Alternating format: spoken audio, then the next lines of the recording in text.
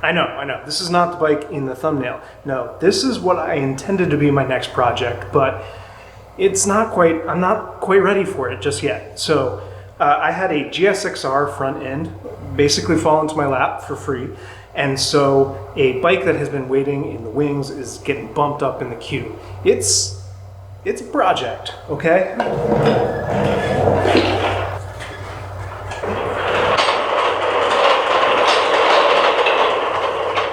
This is a 1977 Suzuki GS750 that another friend of mine coincidentally gave me for free. Here's a pro tip: when people know you're the bike guy, they're gonna think of you first when that uncle who hasn't ridden in 20-something years finally thinks, I'm gonna get rid of that thing that's been sitting in my barn or my garage or whatever. And yeah, this thing came out of an actual real barn. You can tell it's pretty rough, but the important part, it has paperwork. And I can fix all the rest of that stuff.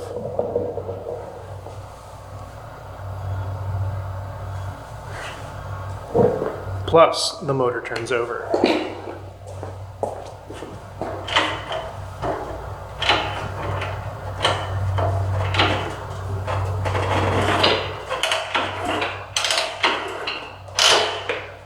So, I needed something to distract myself from the less interesting parts of the CT70 build.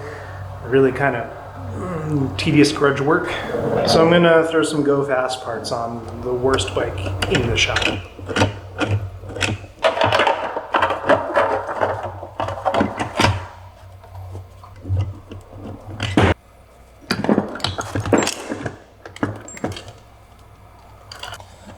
Save these for later. Top triple right here.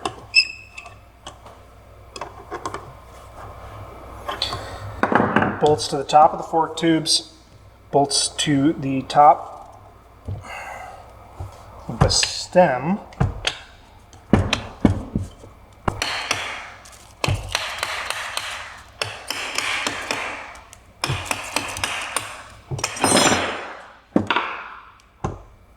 Top of that has a little damage to it. Oh, it was free, right? This middle part here is called the stem. It goes through the neck of the frame and is essentially what holds your forks to your motorcycle. There are two bearings that go on the stem, one against the lower triple tree, and another would normally go up here against the lock nuts that you use to preload the bearings so that you get nice smooth turning without rocking back and forth. Those locking nuts are missing, as is the top nut that would hold the triple tree into place.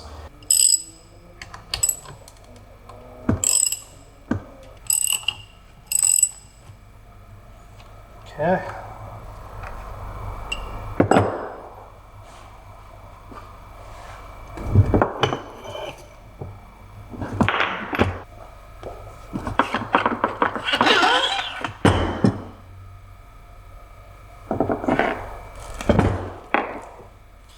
Now, why am I doing this? I can't just take this and put it into the GS750 because this length is incorrect and this width is incorrect. What I need is a conversion stem, which is extra long for the older frame, as well as the correct diameter to use new bearings to fit that neck. It used to be that in the old days you'd have to machine one of these yourself after measuring for all of the dimensions. Nowadays there's several companies that offer kits to do this for a variety of different bikes like Honda CBs and Kawasaki KZs and whatever. This one came from Cognito Moto. This isn't a sponsored post. I paid full retail price for this, but it's a hell of a lot easier than machining one myself, so well worth the money. So the question is, how do I take this out of this? And the solution is a tool that, while I use pretty seldomly, when I do need it, it comes in pretty clutch, and that is the hydraulic press.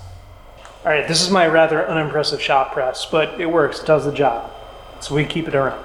This bottle jack is going to drive this ram down. We're going to push the stem right out of the bottom of the triple tree.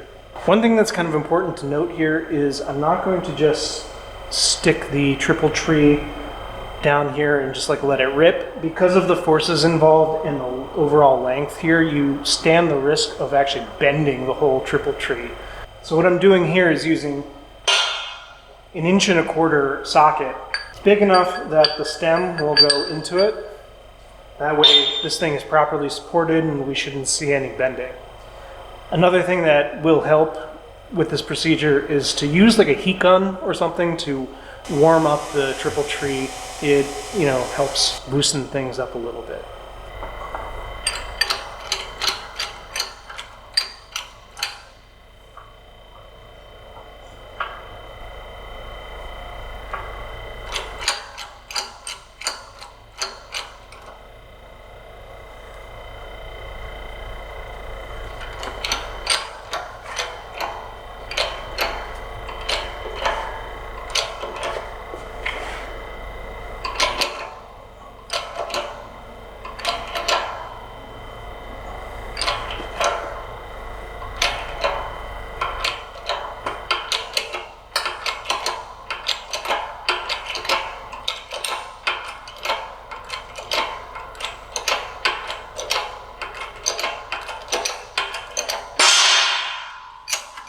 Go.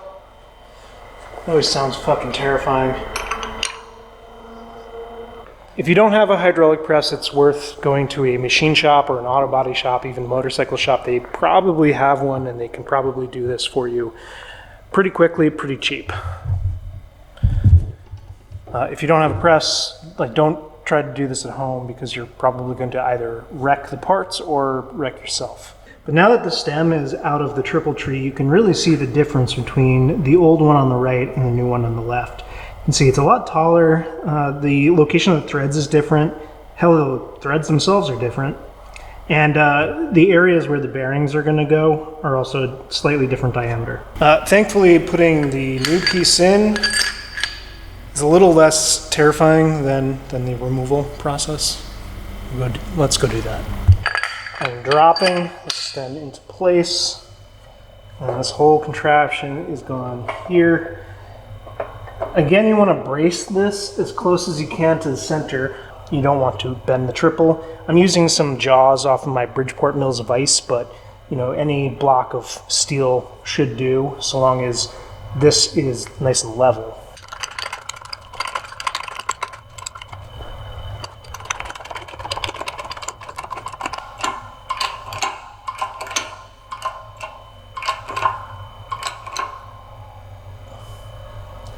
Okay. Man. With all that oil dripping, it feels like I'm about to kill this thing. And while you could use the hydraulic press to put the lower bearing onto the stem, I'm going to take the easy way out and do it kind of how I've been doing for a long time, which is just using a PVC tube.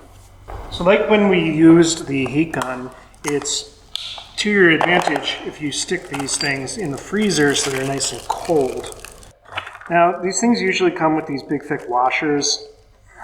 I'm not sure that I'm going to need them. I won't really know until I put the bearing on and see, in which case obviously I'll have to press it off again if I do need them. I'm going to run without them. So we'll put the dust seal on. Now, bearing comes in two parts. There's the inner and the outer. This piece goes in your frame on the neck. And this guy drops right on here. Now normally, you would pop that into place like that, but I guess the cold did it. Cool. With that, incredible. I think we're ready to start tearing into the bike itself. Oh, hey, I'm from the future. I just forgot to mention yesterday that when I dropped that bearing on, normally you would pack it with grease when you're installing it. However, I'm going to be taking this thing off again pretty soon, so I'm going to be pressing the stem back out. I'm going to be doing stuff. So normally, pack your bearing with grease before you stick it on the stem. That's all. But it is getting late, so we'll regroup tomorrow evening, all right?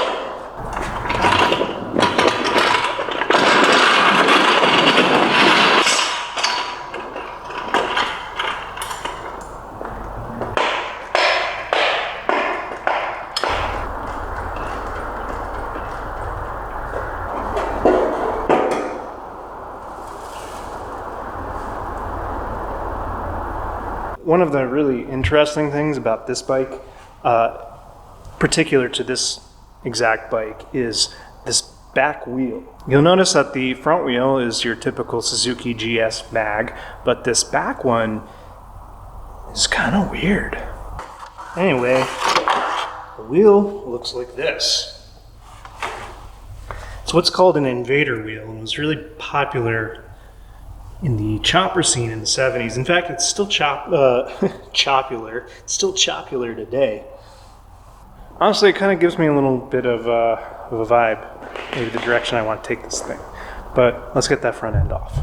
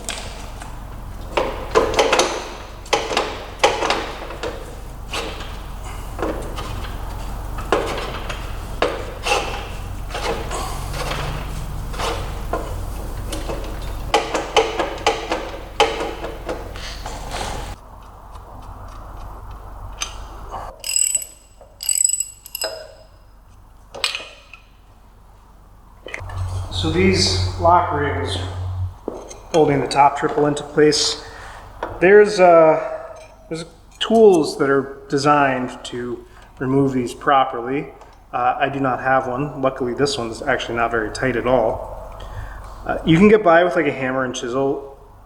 Well, not chisel, maybe a screwdriver or something that's not sharp.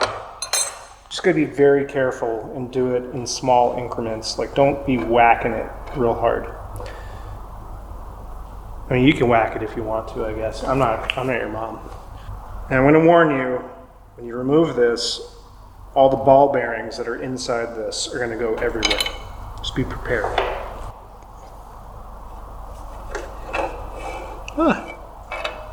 That's nice.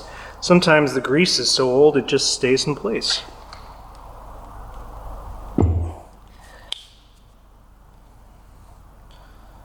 Guess that's one positive of having an extremely shitty bike. This next part is fun because it involves hitting things with a hammer. We're going to remove the bearing races for the old ball bearings. Those are the metal parts that are inside the neck that the ball bearings actually ride against. We got to knock those out so we can put the ones that go to our new bearings in. You can knock them out with like a big flathead screwdriver and hammer, but I actually made this junky little tool. I made it a very long time ago, which is why it's so rusty, but it's just a piece of tubing with a slot cut in one end, and it's forced apart.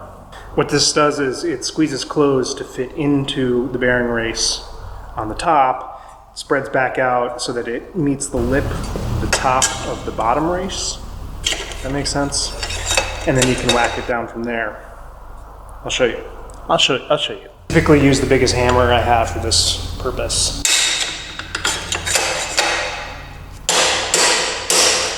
Might take a little while to find purchase.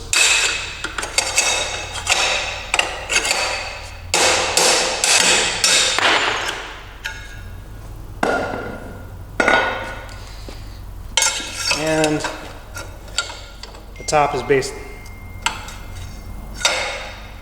basically the same.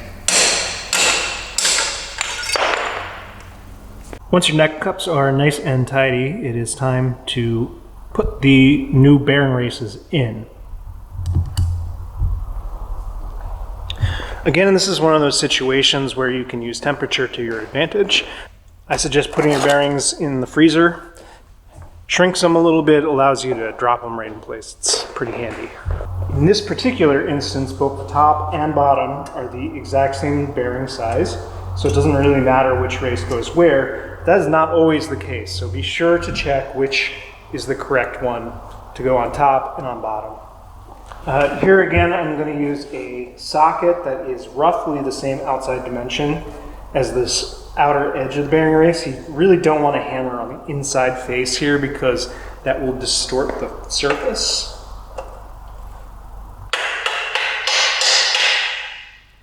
But because the thing is nice and cold, it drops in pretty easily. You just want to make sure it's all the way down, all the way around.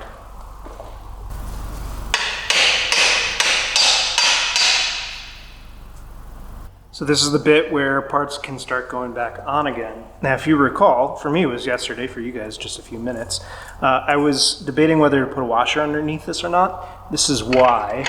As you put that in, you might come in contact with a lower triple and like the bottom of this cup. In this case, it's not happening. But I look a little high up here. Let's put the other bearing in. This is the upper bearing. It just slides on the top like that. And yeah, there's a bit more material here than I would like. This is what I'm talking about here. And there's a lot of material above the dust seal and below the threads. But again, this isn't interfering, so maybe what I'll do, I'll just drop some of those washers on the top instead of the bottom. This lock ring does not belong to this bike. It's just something that I found in the shop. I don't know what it's from, but it threads on, so I'm gonna use it. I'm just gonna kind of hand tighten this until, you know, it feels okay. Remember, the bearings do not have grease in them, so I'm not going to go crazy here. And I also don't have a second lock ring, so I'm going to use more washers. And then this goes on top. A handy tip is, if you're from New York like I am, the fork legs matter which direction you put, left and right, because of the way the brakes and the fender and everything mount. We put our inspection stickers on the left fork, so that's how you know which is which quickly.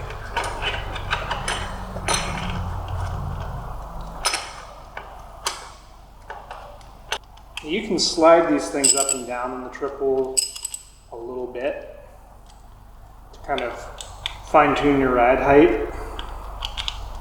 I have a feeling I'm going to want all of the height I can get. But really the main reason I've been doing this is so that I can take the measurements for later.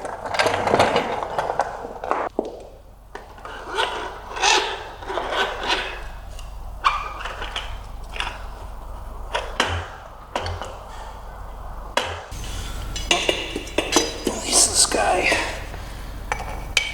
greased his axle extremely thoroughly. All right, I'm going to finish bolting that all together, and then we're going to put it down on the ground.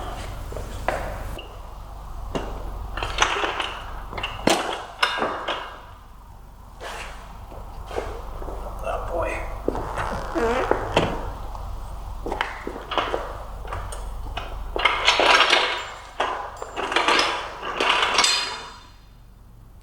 Too low to the ground for this kickstand.